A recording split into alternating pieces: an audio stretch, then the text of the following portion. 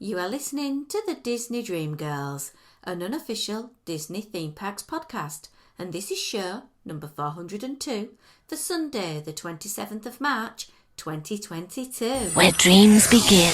Hello and welcome to the Disney Dream Girls. My name is Michelle Young, and together with my jolly good chum Jane Phipps, we are your guides to the place where dreams begin. Hello there, Jane. Hello there, Michelle, and how are you this week? I don't know about you, but I can't believe we're on the 27th of March. It seems to have gone by very quickly. I blinked and we were suddenly at the end of March. It's fantastic stuff for me, really, because it's whizzing on to my next Disney trip. This is very true. We've got lovely weather at the moment in the UK, so I'm enjoying that. Absolutely lovely weather. And we catch up with the US by changing the clocks as well. Yes, our clocks will have changed last night as of release of podcast, so it's not going to be that confusing to try and work out what time of the day it is in Santa Monica to speak to Tommy or to speak to David or Anthony on the other coast. It's like, I've no idea what time of day it is. And then you can have a countdown that's probably in double digits, I would imagine. I know, it's so exciting because this Disneyland Paris trip came from nowhere. And to be quite honest, I am so glad to have this trip booked because it's been a pretty weird kind of week. I've trapped a nerve in my back, so I'm not very mobile, which is getting me very frustrated because, you know, kind of I'm a bit of an independent person and I don't like asking for help. So...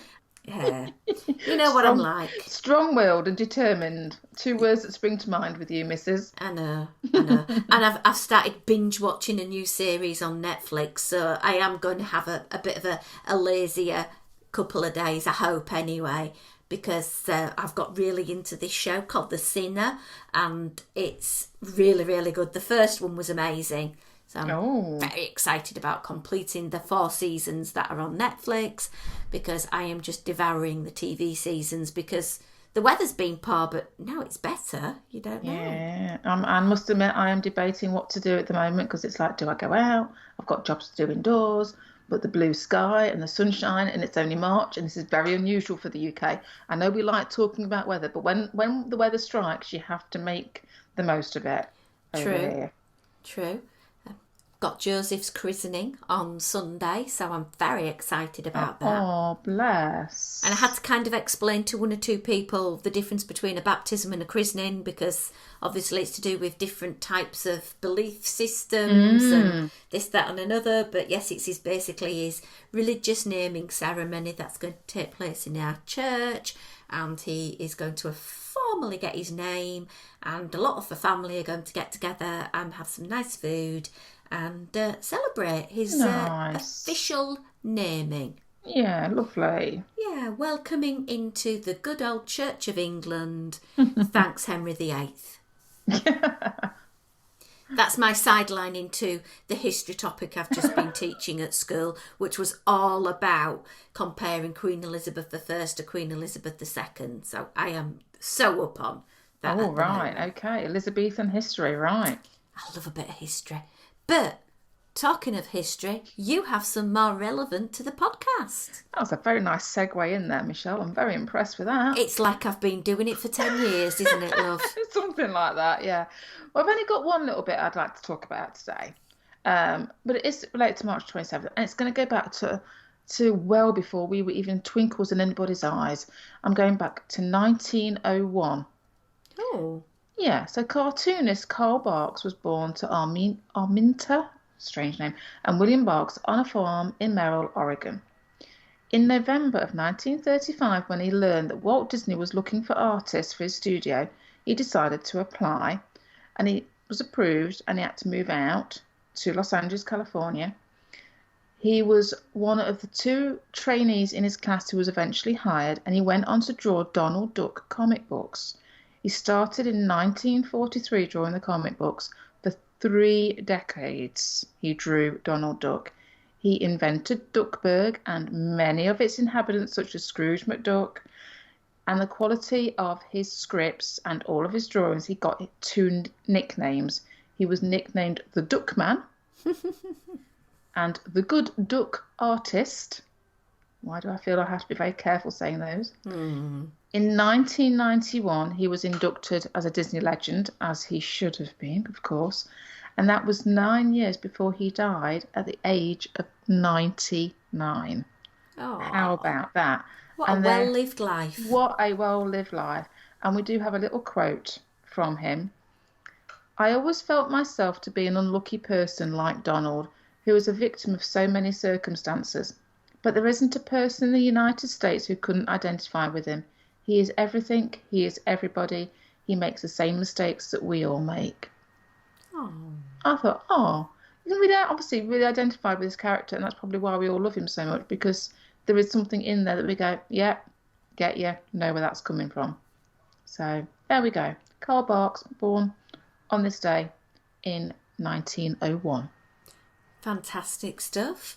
Well, I think this week we've got quite a lot of chitter-chatter to go Right, through. We've okay. had some fantastic questions popping up on our podcast family page. And the first one, Jane, was a bit of a dilemma with regards to travel from Amber Nichols. Okay, so what's Amber Dilemma Ring about? Okay, all my fellow dream girls thinking about going rogue and planning a Disneyland vacation for next year. We've been to the world so many times and I think it's time to try something new. Looking for honest opinions about on-site versus off-site other than the obvious dollar bill difference. I'm worried about expectations. Will we be underwhelmed? Looking at doing 4 days. Is that enough or too much? We are so used to trying to fit everything into 7 days at Walt Disney World, but with only 2 parks, I'm thinking we can make this a shorter trip and recover from the jet lag back at home. Well, I think this is over to you, Michelle, because I think you're the expert on this. Well, technically, I don't know. I don't know if I feel like I'm an expert because I've never had the pleasure in staying in one of the trio of the Disney hotels course, over yes. in Disneyland, because I've always had that mind point of spend as little on the hotel as possible because I want to spend my money on the merch. Yeah, and as far as I'm aware, the price point for the Disneyland hotels are quite significantly higher than elsewhere around that location. Absolutely, and there are some cracking hotels in the area that you can stay at that have anything between a 5-minute and a 30-minute walk. There are buses that go back and forth to the theme park as well that are quite inexpensive, that make it a doable option so that you don't have to walk.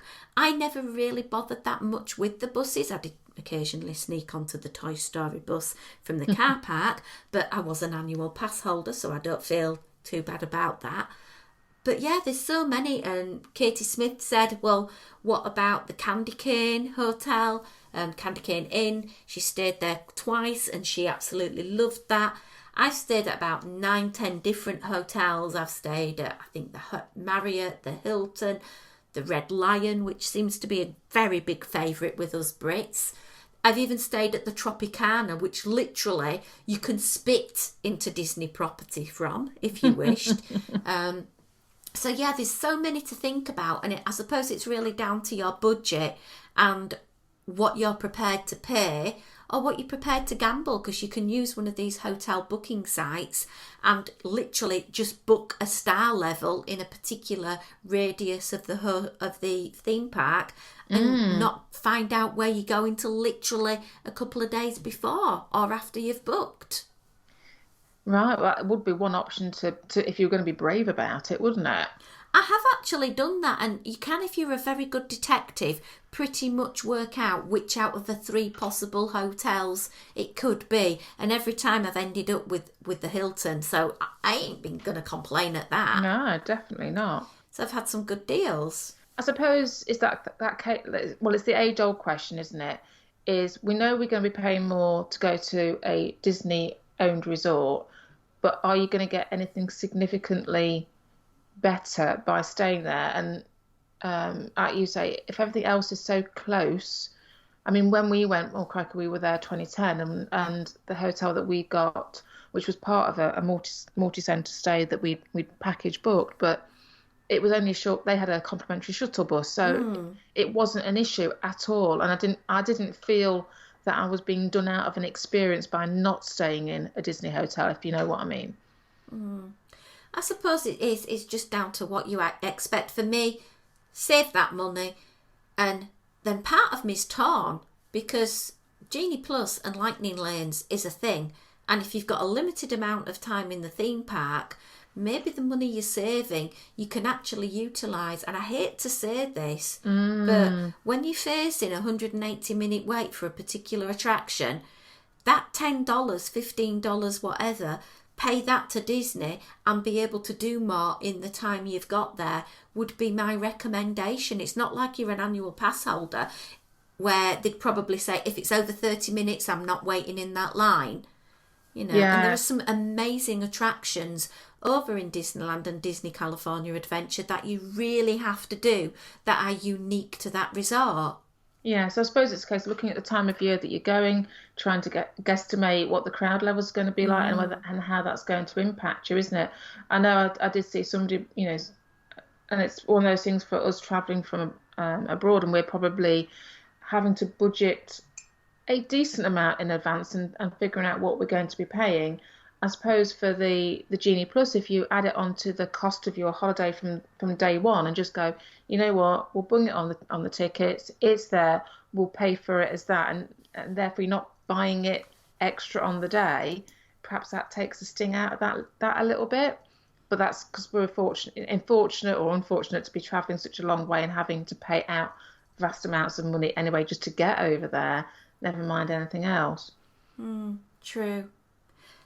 Particular attractions that spring to my mind straight away that I highly recommend you have a go on, Amber. You're going to have to do Tower of Terror over at DCA, which is the Guardians of the Galaxy version of that attraction. It is just so amazingly themed. Even me, who is a massive Tower fan, loves this takeover by Guardians. It is so immersive and it still has that wonderful element of drop and love it. You've obviously got to go and do the Incredicoaster, and it's by law you have got to go and have a cookie num num afterwards because hello. But there's so many things over at Disneyland that you just have to do and explore. So I'd be comparing the two parks and making a headline for all of those ones that are over in Walt Disney World and thinking, I'll put them lower down my list of priority and get on and enjoy all the unique ones. Yeah, plus obviously it's a chance to see some of the incarnations in their original format as well, isn't it? Absolutely. You know, it's a completely different Haunted Mansion. You know, the big beginning part, you know, elements are same but similar or different. So, yeah, absolutely. I hope you get it booked. Let us know when you're going and we'd love to follow you along on your trip. Definitely. So from one Disneyland to another, Jane. Okay, where are we going now? We're going to Disneyland Paris. Ooh. Ooh la la. Ooh la la, indeed. What's happening over at Disneyland Paris? Well, our lovely friend Katie Smith has just come back for her trip to enjoy the 30th Magic. I think it was her 57th time of trying to schedule this in with one thing and another. And she basically says, the rumours are true. The star of the show is the food for the 30th celebration. Both ham and cheese and veggie Mickey sandwiches are amazing. Don't skip the veggie one. The sun-dried tomato is amazing. The mousse cake, not mouse cake, from Cafe Hyperion is worth a visit alone. And the Mickey bar ice creams tasted just like the ones we get over in the American parks. Nice. And she said some lovely pictures of the food she was managing to chomp her way through. And then literally just as I was about to start recording, I have seen, I'm feeling a bit, we have got rice cakes in the shape of Mickey Mouse dipped in chocolate. No. Yeah. Oh my goodness me. And we've also got cookies dipped in icing in the shape of Mickey Mouse.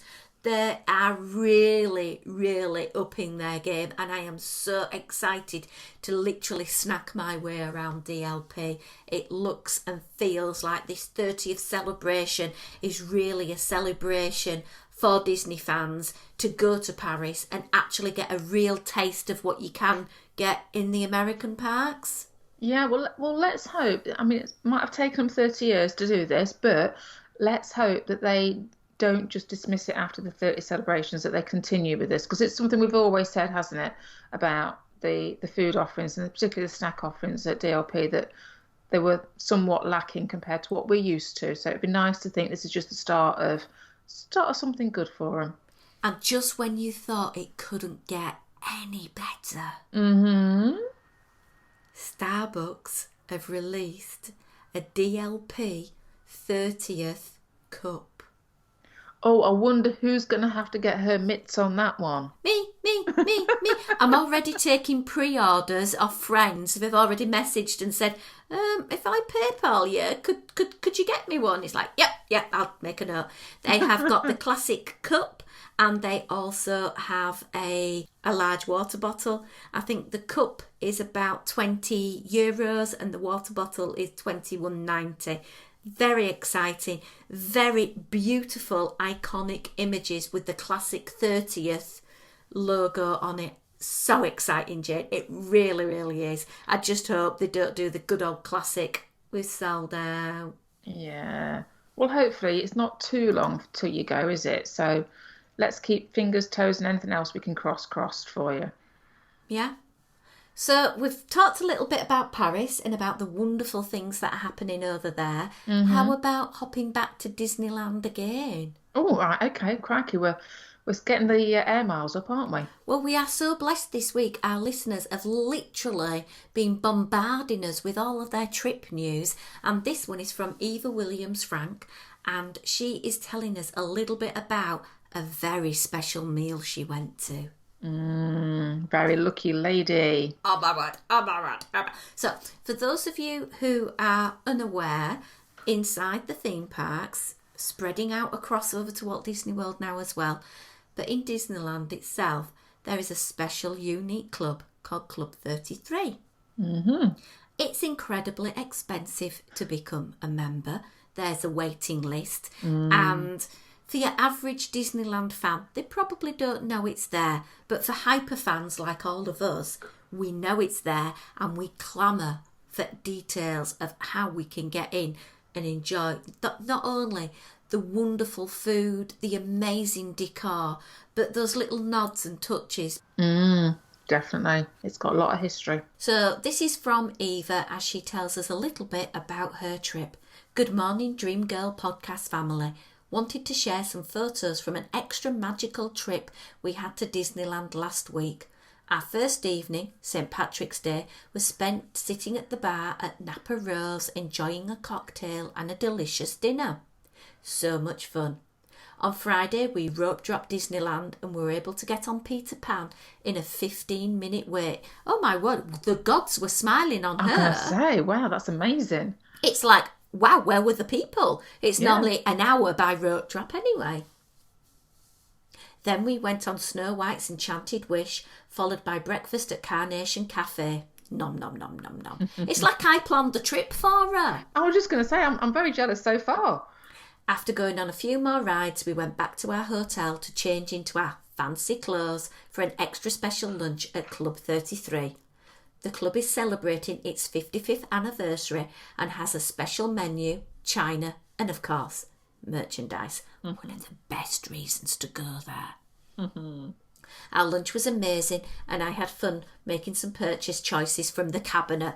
For those of you who are not aware, if you've never been, as you sort of press the buzzer of a nondescript door, they speak with you via the buzzer, and if you've got a reservation, the door opens, closes behind you, you're greeted by someone, and then you're sort of welcomed into what used to be the Court of Angels, and then when it's your time you can go up the staircase to the hollowed room where you enter Club 33, and in the sort of entrance foyer they have some glass fronted cabinets and they have basically the goodies that you can buy.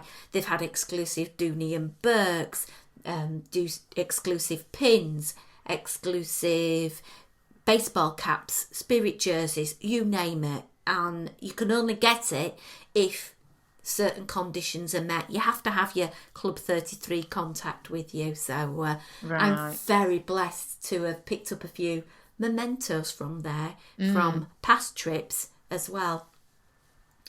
Our lunch was amazing. It was a beautiful day and we enjoyed spending some time out on the balcony.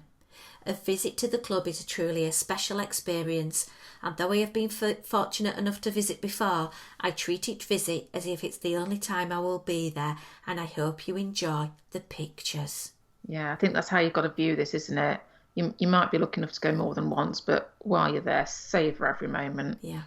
She shared some wonderful pictures, and in the menu that you were given, there is a commemorative Club 33 Emerald Anniversary document welcoming you to Club 33. Club 33 is named after its address, 33 Royal Street, was renovated and expanded beyond its original vision in 2014, returning to the original watercolour renderings and to handwritten notes from Walt. Imagineer Kim Irvin brought the life and grandeur and elegance that Walt originally imagined. Although its visionary never walked its floors, Club 33 is proud to celebrate 55 years of heritage and hospitality in his honour. Oh, that's lovely. So, menu, Jane. Oh, food. Not like us talk about food. It is an exclusive place to get into. Yes. And the price point is quite steep as well. Yeah. When I went, I think it was 2014. I think it was $110 for lunch. It's now $130, so I don't think it's too much of a price jump. No, that's reasonable, yeah. So there's a first course offering of sautéed spring asparagus toasted pecan goat cheese. Okay, nice. Smoked salmon potato pillow with creme fraiche. English pea ravioli. All sound pretty good to me. Nice and light and, enjoyable for this season. Yeah, very cleansing palate, yeah. A second course, you've got a choice of a salad or a soup. Nice. Then an entree course where there is a sautéed shrimp salad. Okay. The catch of the day, a Tuscan beef pot roast, a spring vegetable carrot curry. Sounds good. But for me, where Club 33 really excels is its patisserie and their desserts. Oh, okay. What we got? Key lime pie, strawberry rhubarb relish. Nice. Love a bit of key lime pie. Single origin chocolate pistachio cake. Oh, actually, I'm changing my mind. Yeah, go on, carry on. Vegan coconut coffee cheesecake. Oh, okay. And then selected cheese, honeycomb and sourdough crostini. Can I have a key lime pie with a side of the chocolate pistachio, please? Can I just have everything on one big plate? We might want to keep the cheese separate from the sweet stuff. True. But the food looks absolutely amazing, and I will share some pictures that Eva's very kindly given me the permission to do so on the website, because it just looks so enticing and decadent and tasty. Yeah, it's what you'd expect of an extremely high-end dining offering, isn't it? Absolutely. It looks fantastic. It's a wonderful experience. The dinner, I've been very fortunate to do the dinner. Terry Harden took us into dinner with some friends, and being able to stand on that veranda and watch Fantasmic. Oh, happy memories. Very happy memories, yeah. Like I say, if you get a chance to do it, if you're very fortunate to know somebody that can get you in, get in. Absolutely. So the last thing I really had scheduled for us to have a bit of a chat about was thinking about us as adults going to Disney without children, really. Oh, that might be something that might be on my cards, to be fair. Because obviously the last time I was in Disney World, my two were still kind of classified as kids. You know, they were teenagers, but, technically still kids. Whereas now, they're both in their 20s. One's left home. One's thinking about leaving home. Whoop, whoop. So it's looking more and more, although I say this, I keep saying it's looking more and more likely that Simon and I will be having our first couples trip in a very long while. I have a sneaky feeling that the minute I mention, not so much to my son, but I know to Molly, that we're debating going, it wouldn't surprise me if all of a sudden her and her fella want to tag along. But who knows? Who knows? But at least we're two couples, and we would actually be able to have time apart, if that makes sense. True, true. It's a very different experience going as an adult with other adults, rather than having to tow around with a 7-year-old who gets tired and grumpy and yeah. So it would, yes, and to be fair, I haven't given it an awful lot of thought, because I think I'd be just so excited to be going back to Disney World. I don't care how I'd be getting there or who I'd be going with. Well, to a certain degree. But yeah, I'm not quite... I must admit, apart from knowing that I would have to go to Magic Kingdom on day one, I'm really not sure what I'm going to do. I think I might be crying a lot. Oh my word. Yeah. Waterproof mascara time. Well, I was thinking about some of the key things that make a trip as adults slightly different to trips with the family. And one of the big things that has morphed and really changed since she was last in Walt Disney World is the ability and the fandom of people who like to go and bound as Disney characters. Yeah. I must admit, it's something I'm not known to do. I have a couple of little nods too. I'm a bit of a shorts and t-shirts type of gal, really. But it would be something I would be prepared to look into in more detail, because I might have a bit more time on my hands to actually be able, like you said, not having to worry about taking outfits for the whole family. I might actually have some headspace to think about what I would like to take for me for a change. And you know me, I love my Disney clothing, and I love it so that it is quite unique. I don't want to be going in the park and seeing somebody wearing the same outfit as me. No, I'm the same as that. Yeah, definitely. And I've even been known to Disney bound at school, and the biggest amazing thing is some of the girls have come up to me and said, "Miss, are you Snow White today?" It's like, nice. Yeah, I know, really liked it. So went on the Disney Store website, because obviously we can't go to the shops anymore. No. And I thought, it'd be really lovely to get myself a nice outfit. And I saw this fantastic Mary Blair inspired skirt and top combo. And I thought, oh, that is so me. Really love it. It looks really, really beautifully designed. Pale blue with lots of Alice imagery on it. Beautiful. So I ordered it. Right. Turned up. Oh my word, I have never in my life seen such shoddy, thin, flimsy material. I was so disappointed. £70. I know. £70. Wowzers. I was not impressed, and I packaged it all straight back up and returned it and just said, I'm really sorry, I'm very disappointed about the quality of this item. I expect more. It was literally see-through. That's not good. So I've decided to spend all my money instead, and literally I am giving my bank card over to the lovely Lisa, and she's come out today with a whole smorgasbord of different Disney prints that she's making into dresses, making into skirts, and literally I don't know how she does it for the price, seriously, because her skirts are so full and twirly swirly, and you've seen me wear them before. I have, yeah, definitely. I've got a short list of 7 fabrics I like. Just the 7? Just the 7. Yeah, so I am going to have to sell the family silver to be able to acquire them. Although, as I said, the price point from her is ridiculous, to be honest. It's so reasonable, and everything is made to my dimensions. So she'll cater all the way up to the largest of size to the smallest of size. Yeah, nice to know the contact, isn't it? It absolutely is. I do know Lisa personally as well. Queen Ursula on their Instagram.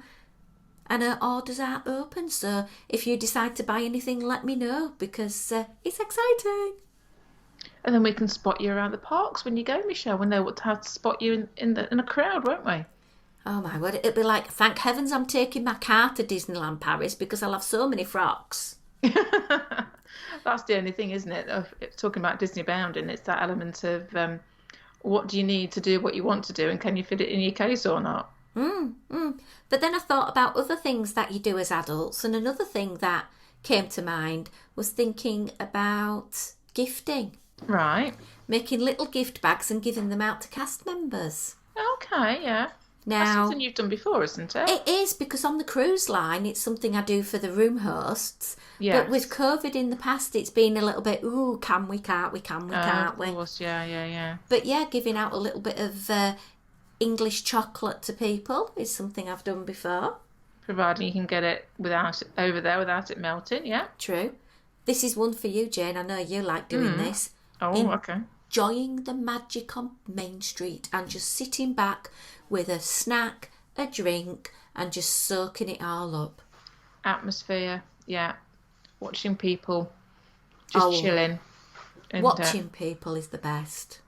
Yeah, but I think it's just that element of you never know what's going to be coming along. You could end up sitting somewhere at an opportune moment, especially with cavalcades and everything else happening nowadays. So it's sometimes, I think in any theme park, you can be racing around trying to squeeze every last bit in. And actually sometimes it is just worthwhile stopping and taking in and appreciating where you are and what's around you. 100%. Tours. Tours are easier when you're with an adult. Yeah. Because not all tours allow children. No, we were very fortunate a lot of years ago that when we did the old Backstage Magic tour, and because I had my mum and dad on holiday with us at the time, they were able to look after the children while Sam and I partaked and did the 4-day tour, which was amazing. So glad we got to do it now. Well, absolutely. How about alcoholic beverages? I've been known to. Yeah, well, partaking is so much easier. Very true, when you're not going to worry about a little one running off. Yeah, go into the lounges, enjoy a beverage, enjoy some little snacks, chill, relax, enjoy the ambience. Ambiance, like that word. Yeah. And that links in nicely to beverage and treats from basically everywhere. Well, yeah, because you're not having to please everybody, to be fair. If it's just the two of you, then you know what your tastes are like. I mean, that's the only thing can be sometimes with children, isn't it? The fact that you're having to cater to potentially fussy eaters or allergies and different food intolerances and one thing and another. So the less people in your party, the easier it is to find somewhere that you're both going to like to go. And obviously it works out a lot cheaper because, you know, most teenagers, and I'm not mentioning your son at all here, are human vacuum cleaners and could quite easily demolish several cookies in a day. Yeah, the kids do tend to have that appetite that has no end. You know, and they don't understand, no, just having one as a treat doesn't always work very well, does it? And unfortunately, as parents, we do give in just to have a quiet life, which is maybe not the right thing to do, but it happens. A favourite of ours, Jane. Shopping. Well, you know, they go to the bother, Michelle, of having all these lovely shops, and it's air conditioned, isn't it? And therefore, I just feel that it would be rude for us not to actually, you know, partake, because they've set it all up for us lovely. It's so rude not to go and look round. Oh yeah, you don't have to spend. You can just look. Yeah, I'm not really good at that. No. But, you know, but the nice thing is there's plenty of variation of stuff to buy, should you wish to. So you can tailor it to your budget. You can tailor it to how much space one has at home for one's mugs or whatever it may well be. And then the last thing I thought of was character hunting. Oh yeah, I must admit, I'm probably not big on the old character meet and greets. It's not something that has really focused or grabbed my focus in the past. So I'm not sure whether I would be up for necessarily going around. But I know you're very much the getting all the photos, etc. And of course now we can get back, especially in Paris, where you'll be going soon. We can actually get back up close and personal. It's going to be releasing me from Minnie and Mickey. That's going to be the problem. Yeah, again, mascara. Yeah. Waterproof. Yeah. And I know a lot of people go with children and seeing their children's reactions with the princesses or the characters, and it's magical and it's wonderful. But a lot of adults feel a little bit awkward about going for the character meets. Don't. It's fantastic. If it's your thing, go for it. Yeah. It's all part of that escapism into that life, into that world. And there is no hug like a hug from Winnie the Pooh. Yeah, and I think as well, when you've been going with children, I think instinctively as a parent, you put your children first. So if they want to have the photo taken, then they have the photo taken. And I think, unfortunately, we as parents then get to be second pickings or we get forgotten about. And I suppose you're right, Michelle. It's that thing of like, it is chance to go and do it without feeling that you've got to put somebody else's needs first. And like you say, it's nothing to be embarrassed or about. It's a fun part of going to any Disney park, isn't it? 100% in agreement. So the last thing really I've got to mention before we disappear, I'm very excited about this. We've got an interview coming up in the next week or so with the amazing, the wonderful Len Tester. Ooh. Very excited about that. And also Erin Foster, I'm trying to pin down to talk to us about Disney Cruise Line because the new guide for 2022 is out, and I am very excited to talk about Erin and her cruising trips. Right. Very excited what we've got coming up, Jen. Very, very. Feel free to drop us a question, comment, let us know. As an adult, what do you like to go and enjoy in the Disney theme parks? Keep it clean though, guys. Anyway, if you want to find us on their socials, it's at DisDreamGirls. We have our website, DisneyDreamGirls.com, Patreon site, patreon.com/DisneyDreamGirls, where we've been sharing some extra little bits and pieces, and there will be a lot more to come. So make sure you make a visit over there. And basically, Jane, that's going to be it for this week's show. End of March. Roll on April. Absolutely. So until then, it's a goodbye from me. And it's goodbye from me.